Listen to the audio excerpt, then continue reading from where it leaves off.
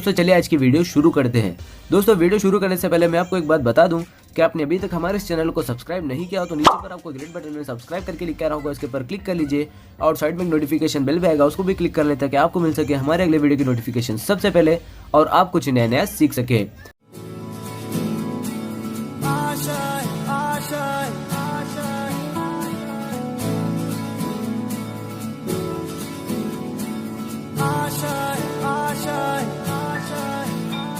कुछ पाने की हो आस आस, कोई अरमा हो जो खास खास आशाएं, हर कोशिश में हो बार बार, करे दरियाओं को आर पार आशाएं,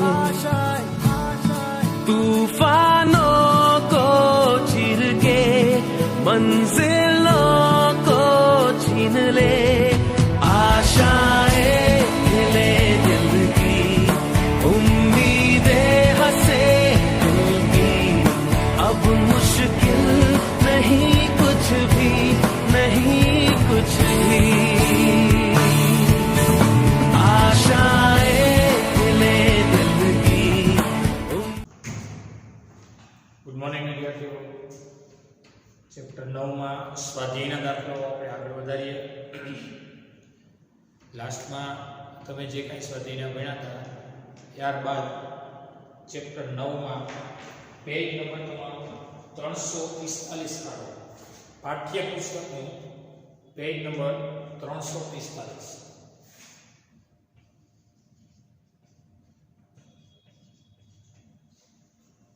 જેમાંનો સ્વાધ્યાયનો 17મો દાખલો।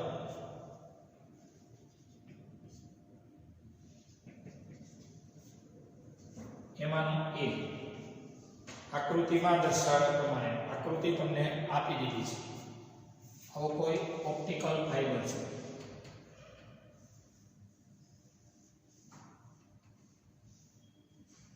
આનું ક્લેડિંગ છે।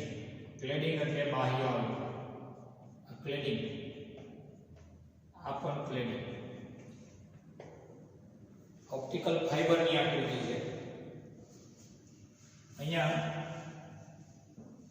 આ સપાટી પર આ આડછેદ છે, આડછેદ ઉપર આપાત કોણ જેને કહેવાય એંગલ ઓફ ઇન્સિડન્ટ, આપાત પ્રકાશ આપાત થાય છે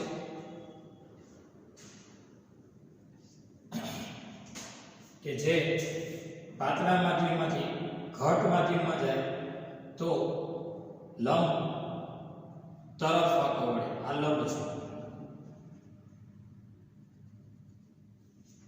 ऑप्टिकल फाइबर નું ચિત્ર છે। ऑप्टिकल फाइबर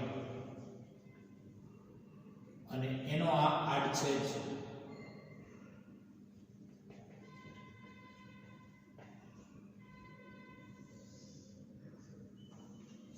ऑप्टिकल फाइबर નો અહીં આડછેદ છે।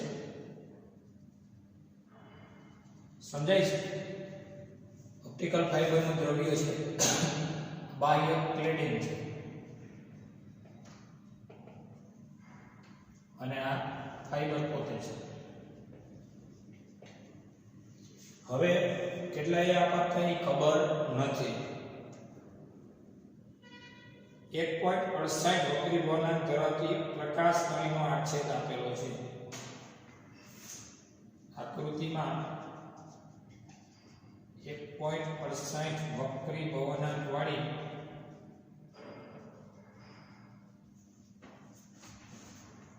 प्रकाश नळी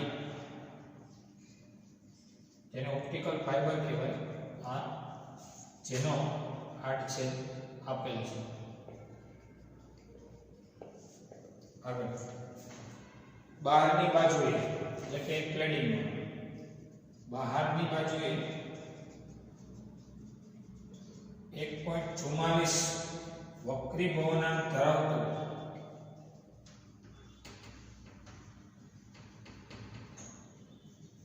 દ્રવ્યનું આવરણ છે।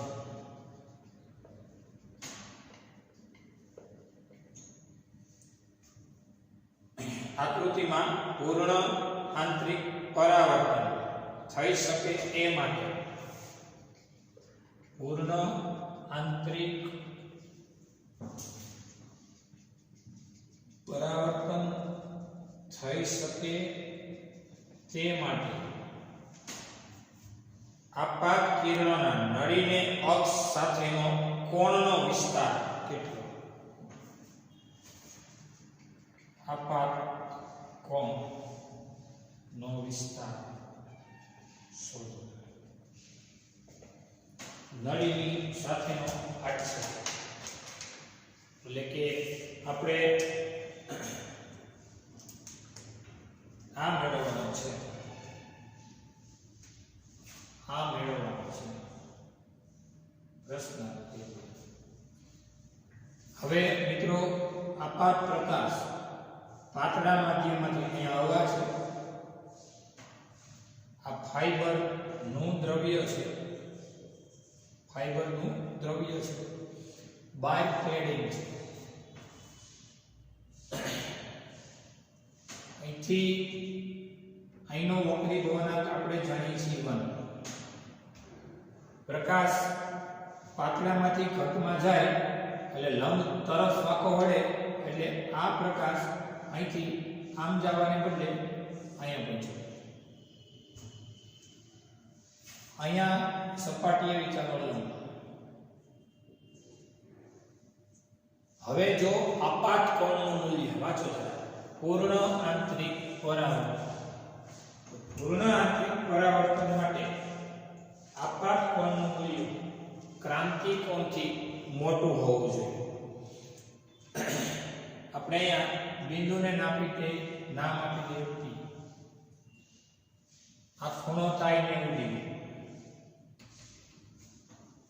અહીંયા કહેવાય એંગલ ઓફ રિફ્રેક્શન એટલે કે વક્રીભૂત કોણ, રિફ્રેક્શન મૂલ્ય. આપાત કોણનો વિસ્તાર એટલે કે એંગલ ઓફ ઇન્સિડન્ટ શોધવો છે. p અહીંયા નામ આપી દઉં x, અહીંયા નામ આપી દઉં y. તો સૌથી પહેલો મુદ્દો એ થાય કે આ ખૂણો જો ક્રાંતિ કોણ જેટલો હોય, યાદ કરો તો વક્રીભૂત કોણ કેટલાનું થાય 90 ડિગ્રી. એટલે બિંદુ p આગળ સ્નેલનો નિયમ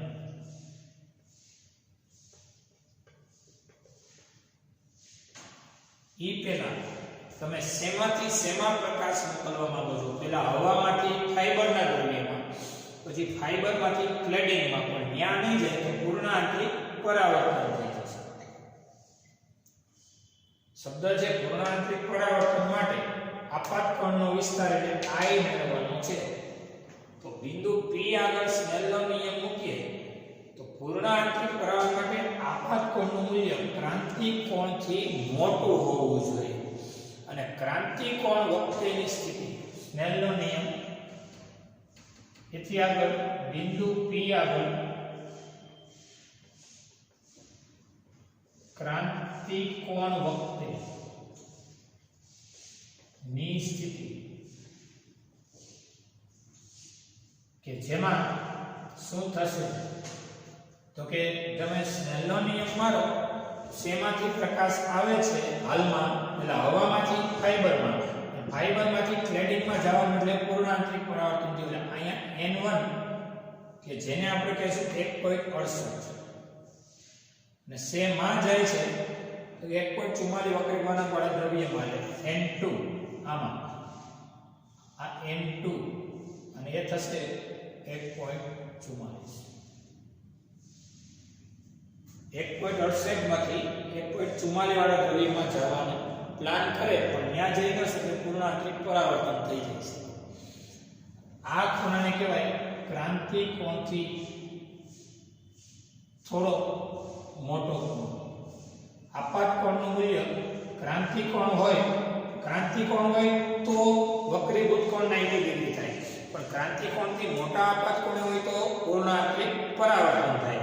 મેં અહીંયા શબ્દ લખ્યો ક્રાંતિ કોણ વખતે શું થાય તો સ્નેલનો નિયમ n1 sin θ1 એટલે ક્રાંતિ થાય તો બરાબર n2 અને sin θ2 એટલે 90 ડિગ્રી. કારણ કે ક્રાંતિ કોણ વખતે શું થાય, જો અહીંયા ખૂણો c હોય ને ક્રાંતિકોણ વખતે આવું થાય. આકૃતિ જરા જોઈ લો. આ સપાટી આયા ખૂણો ક્રાંતિકોણ જેટલો રાખો ને, કેટલો ક્રાંતિકોણ જેટલો, લંબ સાથે આપાત કિરણે બનાવેલો ખૂણો ક્રાંતિકોણ જેટલો, તો વક્રીભૂત કોણ બે માધ્યમોની જુદી પડતી સપાટીએ એટલે કે વક્રીભૂત કિરણ હોઈ જાય અને આ વક્રીભૂત કોણ એટલી જાય 90 ડિગ્રી. આપાત કિરણ અને લંબ વચ્ચેનો આપાત કોણ ક્રાંતિકોણ જેટલો રાખો તો વક્રીભૂત કોણ થઈ જાય 90 ડિગ્રી. 90 ડિગ્રી એટલે 90 અંશના ખૂણે. એનો મતલબ એ થયો બે માધ્યમોને જુદી પડતી સપાટીને સમાન કરવાની છે. રેડી? તો આ સ્થિતિ આપણે અહીંયા એપ્લાય કરી છે. તો હવે જોઈએ શું થાય છે. એના આધારે તમને C એટલે કે એંગલ ઓફ ક્રિટિકલ મળી જશે. n1 એટલે 1.68 sin C બરાબર n2 એટલે 1.44 sin 90 sin 00 sin 1 તો sin C બરાબર 1.44 બેનો ગુણાકાર અને છેદમાં 1.68 તો sin C બરાબર જોઈએ આપણે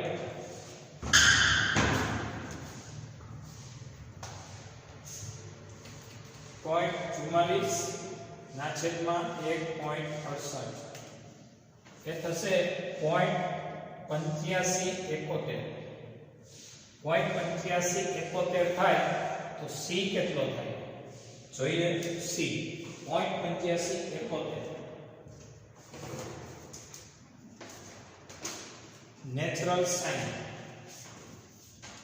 નેચરલ સાઇન માં જો 0.8571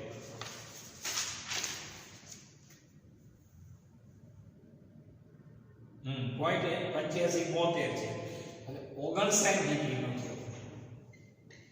નિયર ઇક્વલ ટુ એટલા માટે લીધો 0.8572 થઈ ને તો 59 પૂરા, પણ 0.8571 છે એટલે નિયર ઇક્વલ ટુ 59 ડિગ્રી. 59 ડિગ્રીનો તમને ક્રાંતિકોણ મળ્યો. હવે ક્રાંતિકોણ મળ્યો એટલે આ મળ્યો કે તો હવે તમને એ કહી દઉં ક્રાંતિકોણથી સહેજ મોટો આપાત કોણ હોય ને એટલે પૂર્ણ આંતરિક પરાવર્તન થાય. ક્રાંતિકોણથી ફરીથી સહેજ મોટો કોણ હોય ને તો પૂર્ણ આંતરિક પરાવર્તન થાય. તો આપણી પાસે ત્રિકોણ PXY છે. તો ત્રિકોણ PXY માં ખૂણો P વત્તા ખૂણો X વત્તા ખૂણો Y 180 ડિગ્રી. ત્રિકોણના ત્રણ ખૂણાના માપનો સરળ 180 હોય. એમાં P કેટલો તો કે એંગલ ઓફ ક્રિટિકલ જેટલો, મતલબ 59 ડિગ્રી વત્તા X કેટલો 90 ડિગ્રી વત્તા ખૂણો Y, અને Y એટલે કેટલો 8, Y એટલે 8 બરાબર 180 ડિગ્રી. તો R કેટલો મળશે ચેક કરીએ. 180 માંથી 59 બાદ એમાંથી 90 બાદ એટલે R મળશે 31 ડિગ્રી. R મળશે 31 ડિગ્રી. નિયર ઇક્વલ ની કોઈ જરૂર નથી, ઇક્વલ લખો ચાલે, કારણ કે બાદ કર્યા છે 100% 31 ડિગ્રીનો આ ખૂણો મળશે. આપણે શું મેળવવાનું છે આ ખૂણો કેટલો. ફરી પાછો બિંદુ y આગળ સ્નેલનો નિયમ એપ્લાય કરીએ. જેમ આ લખો એવી જ રીતે આ જ રીતે બિંદુ y આગળ સ્નેલનો નિયમ. બિંદુ y આગળ સ્નેલનો નિયમ એટલે અહીંયા n1 sin theta 1 theta 1 right, n2 sin theta 2. n1 એટલે અહીંયા હવે હવા, sin theta 1 એટલે sin i, n2 એટલે આપણો હવે દ્રવ્ય 1.68 પર. રેડી?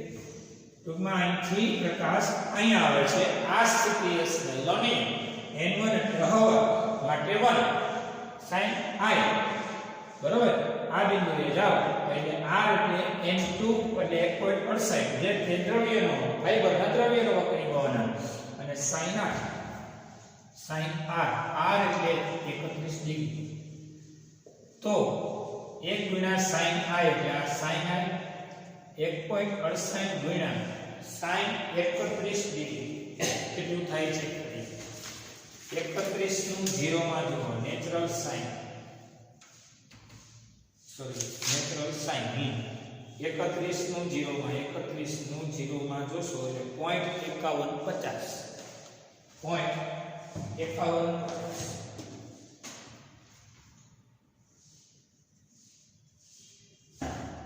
તો sin i બરાબર આ બેનો ગુણાકાર 1.68 ગુણ્યા 0.51 0.8652 i કેટલો મળે ચેક કરીએ 0.8652 એનો નેચરલ સાઇન માંથી i મળે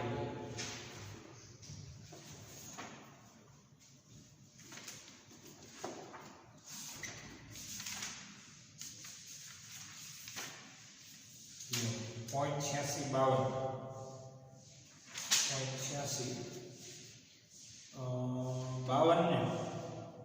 ને રેડી 0.8652 ડિગ્રી અને બીજી 54 ડિગ્રી 59.9 ડિગ્રી 59.9 ડિગ્રી એટલે કે I મેળો લગભગ 60 ડિગ્રી તો ફાઇનલ આપણે આન્સરમાં આપી દઈએ આપાત કોણનો વિસ્તાર કેટલો તો કહી દેવાનું આપાત કોણનો વિસ્તાર 0 ડિગ્રી થી શરૂ કરી 60 ડિગ્રીની વચ્ચે આટલો આપાત કોણ આપવો જોઈએ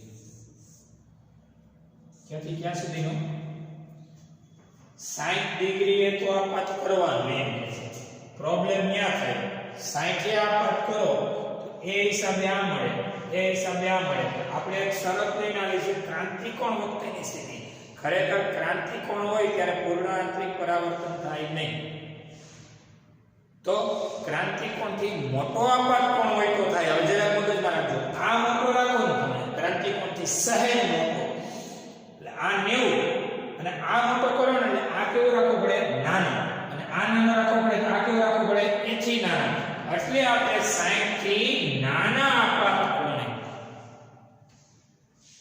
પૂર્ણ આંતરિક પરાવર્તન થાય બસ આ આપણો આન્સર 60 ડિગ્રી થી નાના આપાત કોણે પૂર્ણ આંતરિક પરાવર્તન શક્ય છે જોઈએ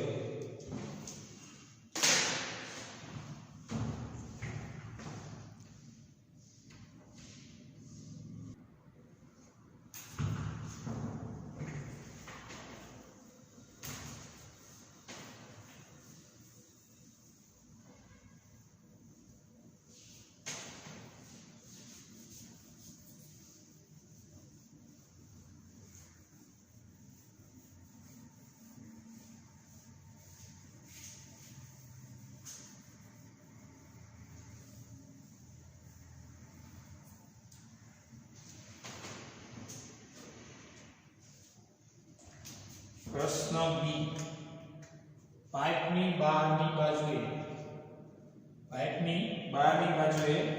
કોઈ આવરણ ન મારવામાં આવે તમારો જવાબ આપો બી પાઇપની fibre is pipe ready pipe છે પાઇપની બહારની બાજુએ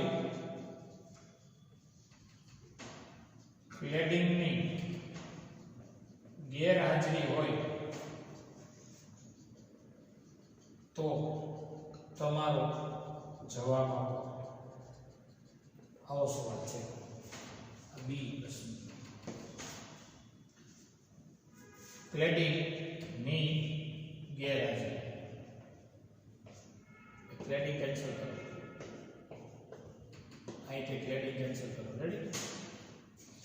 માત્ર ખુલ્લી પાઇપ કહેવાય. તો હવે શું થાય એ તમે કયો. તો પહેલા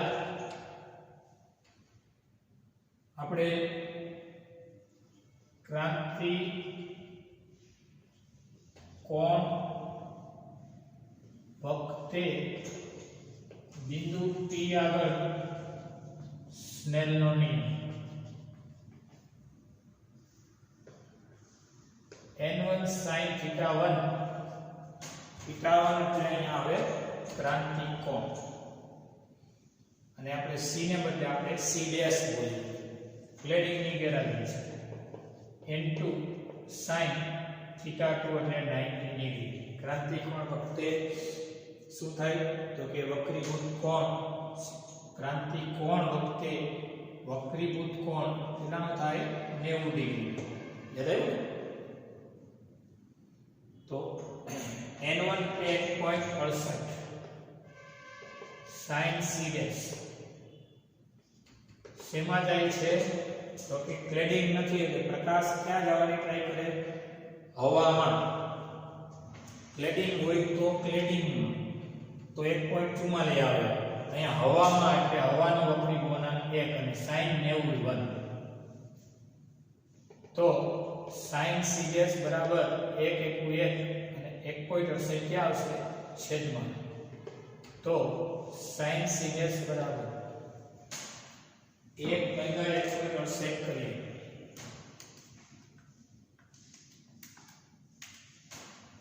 .5952 તો આપણને c ડેશ મળશે 0.5952 પરથી જોઈએ. નેચરલ સાઇનમાં 0.5952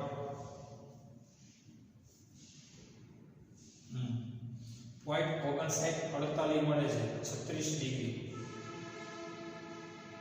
અને 52 છે ને એટલે 0.5 ડિગ્રી બીજું 36.5 ડિગ્રી. આવો તમને સી ડેશ મળે. હવે જેમ પહેલા પ્રોસેસ કરી હતી એમ જ હવે ત્રિકોણ PXY માં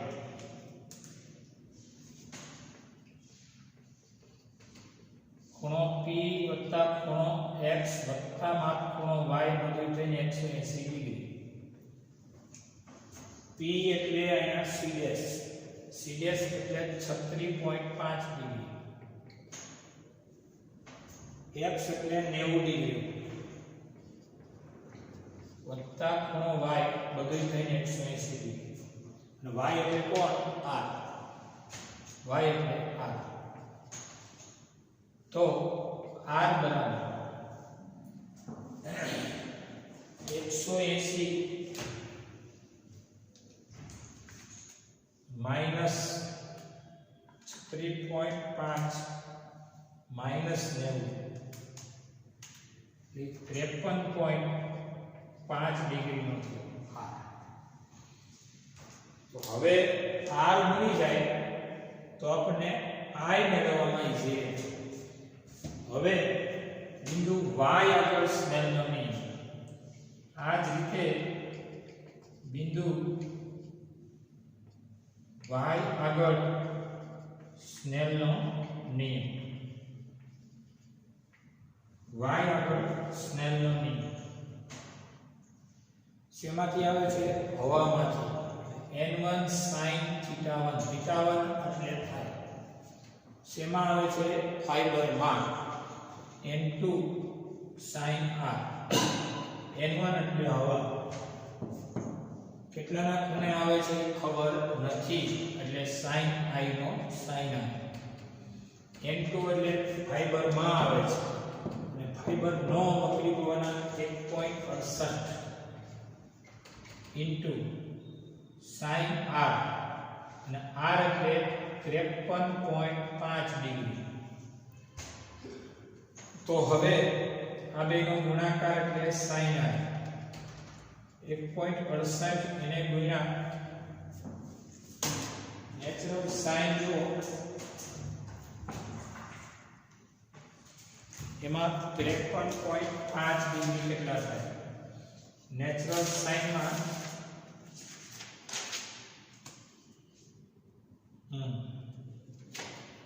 53 ડિગ્રી અને બીજી 0.5 ડિગ્રી એટલે થાય 0.8039 રેડી 0.8039 તો sin i બરાબર આ બેનો ગુણાકાર કરીએ તો થાય બેનો ગુણાકાર 1.68 ગુણ્યા 0.8039 1.3505 તો પછી i મળશે કારણ કે sin 00 sin 91 એટલે sin થીટા નું મૂલ્ય 1 પોઈન્ટ સમથિંગ છે એટલે નિયર ઇક્વલ 1 કહેવાય sin i is near equal 1 કહેવાય 1.35 near equal 1 કહેવાય તો sin થીટા નું મૂલ્ય 1 હોય તો થીટા થાય 90 ડિગ્રી અને થીટા 90 ડિગ્રી થાય તો આપણે આન્સર આપી શકીએ કે આ આપાત કોણનું મૂલ્ય 90 ડિગ્રી થી નાનું અને ક્યાં સુધી નાનું તો 53.5 ડિગ્રી થી મોટું એ ખાસ જોજો એ કેમ એ કીધું 53.5 ડિગ્રી થી મોટું અને 90 ડિગ્રી થી નાનું કારણ કે r મળ્યા 53.5 ડિગ્રી તો 53.5 ડિગ્રી મળે એ તો ઘટ માધ્યમમાં થાય વક્રીભૂત કોણ વક્રીભૂત કોણ નાનો હોય તો આપાત કોણ કેવો હોય છે મોટો હોય આના કરતા આ મોટો હોવો જોઈએ અને મોટો હોવો જોઈએ એ કીધું 53.5 થી મોટો અને 90 થી નાનો એ આપણો આન્સર શક્ય છે 90 એ એક્સ્ટ્રીમ બાઉન્ડ્રી છે એટલે કે ઉપરી હદ થઈ 90 ડિગ્રી પણ આપણે 90 ડિગ્રી થી નાનો પણ એની સામે આનાથી તો મોટો જ છે આ ખાસ મગજમાં રાખજો કારણ કે r તમારો 53 ડિગ્રી હોય તો એનાથી તો આ મોટો જ હોય કારણ કે તો જ વાત્રા માધ્યમમાંથી ઘટ માધ્યમમાં જાય એટલે લંબ તરફ વાંકો વળે એટલે આ મોટો તો એથી નાનો એનો મતલબ આ 53 તો એથી છે મોટો એટલે 53 થી મોટો એની સામે 90 થી નાનો આવા કોણે આપાત કરવામાં આવે તો ક્લેડિંગની ગેરહાજરીમાં પૂર્ણ આંતરિક પરાવર્તન શક્ય છે નજર કર્યો નોંધી લ્યો અને જોઈ લો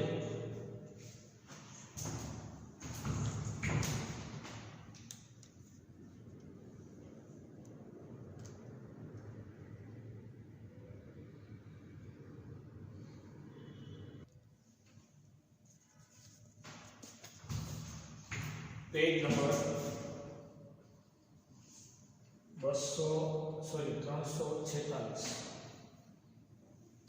એમાંનો સ્વાધ્યાયનો 19મો દાખલો ઓરડાની એક દિવાલ સાથે જડિત કરેલા નાના વિદ્યુત બલ્બની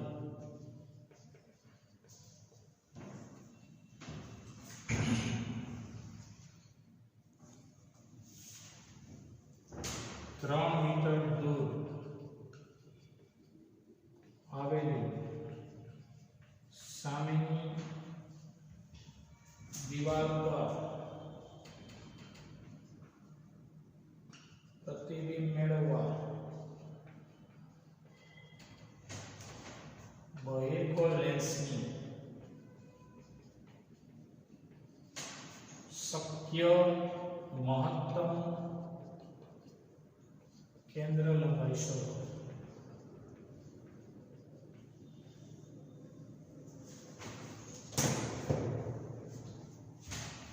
दीवार साथे जड़ित करेलो बल्ब छे 3 મીટર દૂર આવેલી દીવાલ છે.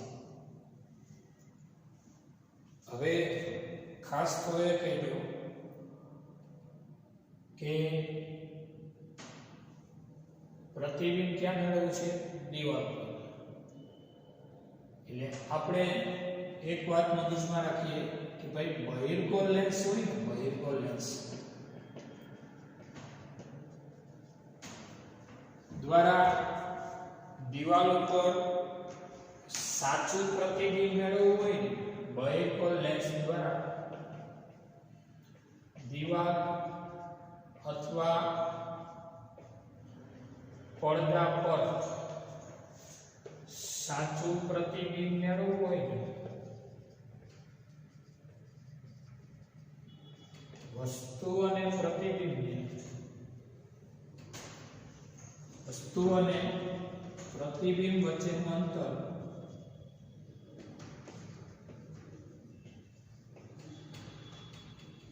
ફોરેટ જેટલું હોવું જોઈએ.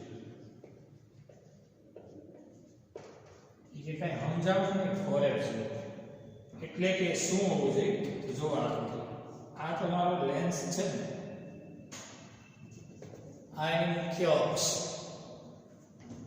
વસ્તુ અહીં લખો ને, વસ્તુ એટલે ઓબ્જેક્ટ, તો એની સામે પ્રતિબિંબ એટલે એને કહેવાય ઇમેજ અહીંયા મળે. આ અંતરને f કહેવાય, આ અંતરને f કહેવાય. એવી રીતે અહીંયા તે f અને આને તે f. દ્વિબહિર્ગોળ લેન્સ છે. એનો f ચેક કરવો હોય તો કેમ થાય?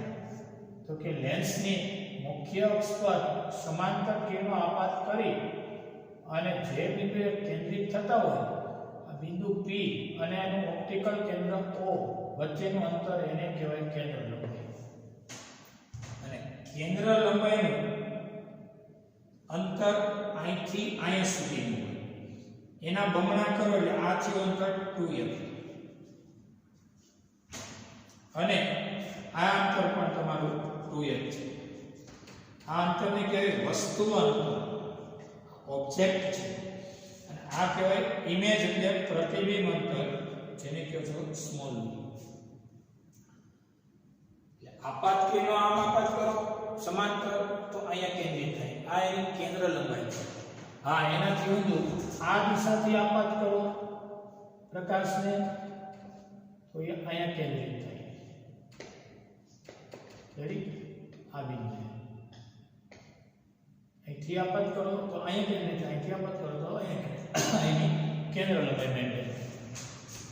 હવે મિત્રો ફોરેટ કેમ બોલ્યો એ કહી દો. એની આકૃતિ તમારી જાણકારી માટે જોઈ. તમારે બે કિરણોને ધ્યાનમાં લેવાનું. એક મુખ્ય અક્ષને સમાંતર કે જે બિલકુલ વક્રીભૂત થતા નથી.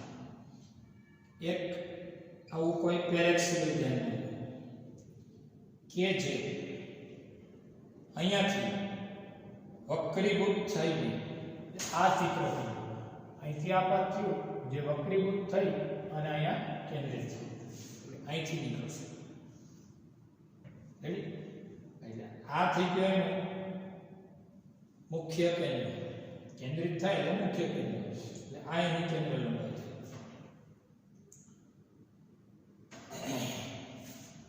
એટલે એક આપાત કર્યું આમ, બીજું આમ આપાત કર્યું, એ અહીંયા કેન્દ્રિત છે. એટલે હવે તમે આને પ્રતિબિંબ કહી શકો.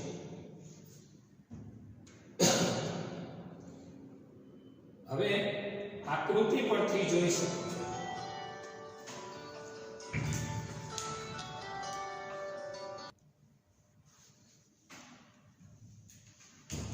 તો આ વસ્તુ અંતર અને આ પ્રતિબિંબ અંતર, વસ્તુ અને પ્રતિબિંબ બંને વચ્ચેનું અંતર 4f જેટલું હોવું જોઈએ.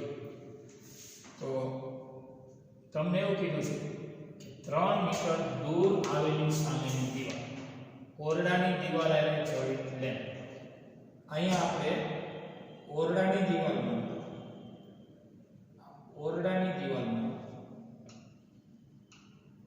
અને આને આપણે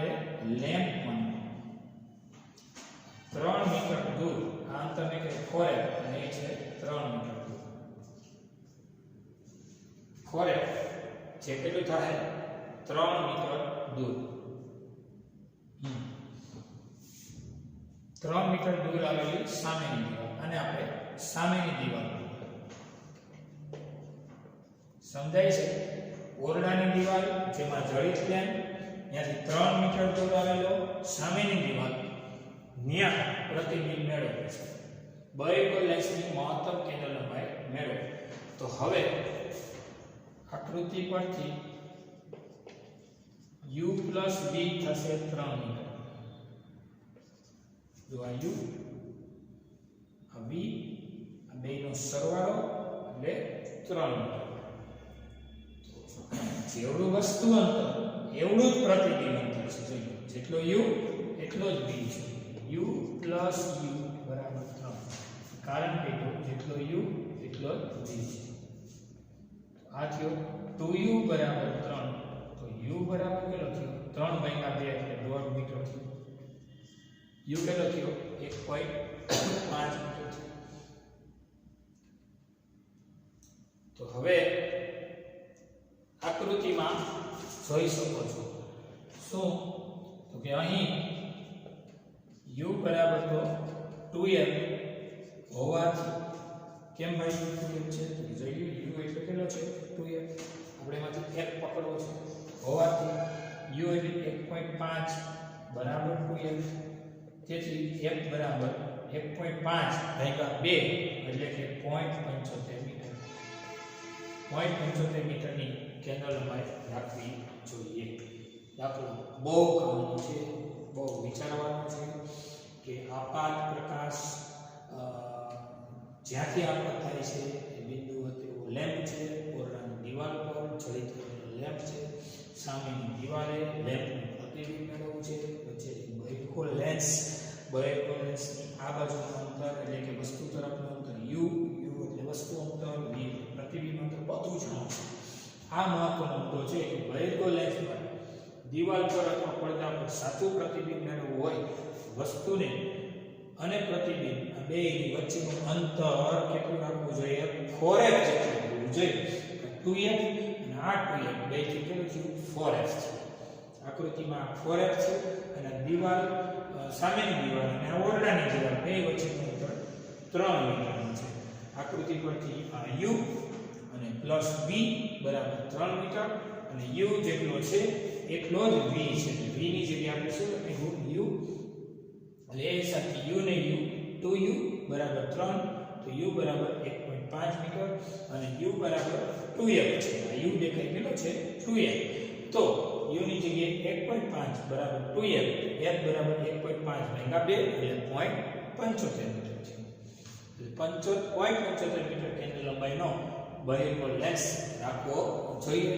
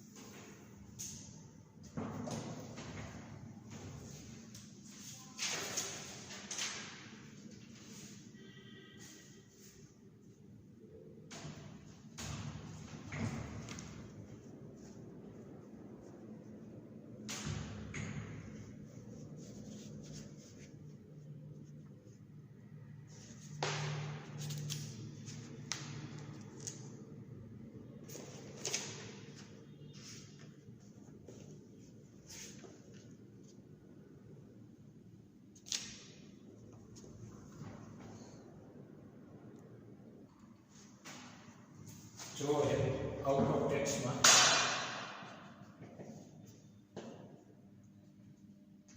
n વક્રી ભવન અને ટી જાડાઈ ના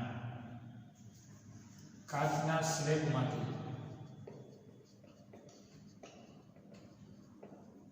પ્રકાશ પસાર થાય છે.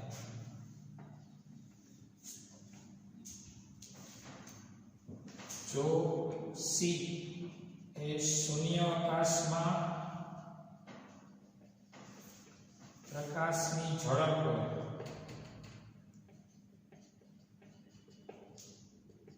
તો કાચના સ્લેબમાંથી પ્રકાશને પસાર થતા લાગતો સમય કેટલો?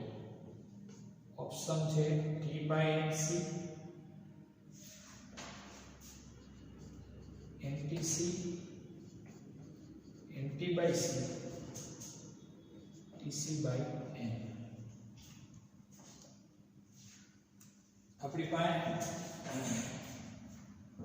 ઝડપ બરાબર એનો આન્સર આપી આપણે અંતરના છેદમાં સમયનું સૂત્ર છે. કાચના સ્લેબમાંથી પ્રકાશની કેટલી જાડાઈનું અંતર કાપવું પડે? કાચનો સ્લેબ હોય એની જાડાઈને અહીંયા કીધી છે ટી, સમય માટે ટી નથી યાદ રાખવું, ટી જાડાઈનું એટલે અંતર કાપવું પડે છે ટી, એવું છે. અને કેટલો સમય લાગે?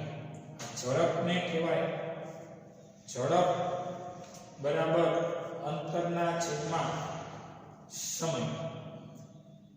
હવે આપણે એમાંથી સમયને સૂત્રનો કરતા બનાવશું. રેડી? વાત રહી ઝડપની, તો કાચમાંથી પ્રકાશ પસાર થાય ને એટલે વક્રીભવનાંકનું સૂત્ર થાય C/V. કારણ કે બહારના વેગને કહેવાય C, માધ્યમમાં વેગને કહેવાય, પ્રકાશના વેગને V કહેવાય.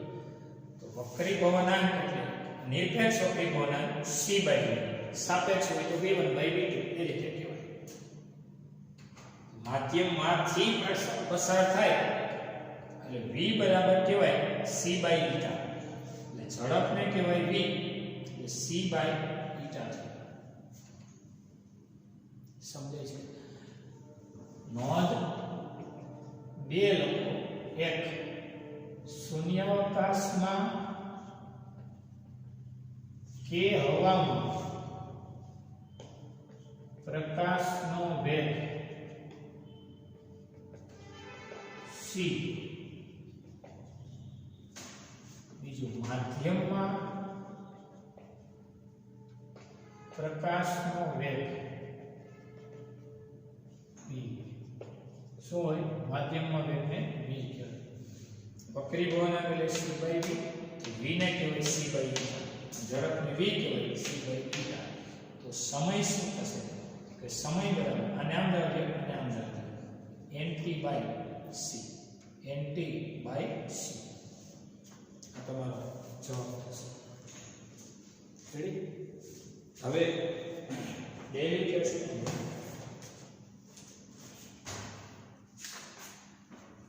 ટેસ્ટમાં સ્વાધ્યાયનો 17મો દાખલો અને સ્વાધ્યાયનો 19મો દાખલો, 17મો અને 19મો ડેલી ટેસ્ટ. રેડી? આ આઉટ ઓફ ટેક્સ્ટ છે, નોંધી. ઝડપને v કહેવાય, v એટલે C/η, અને આમાં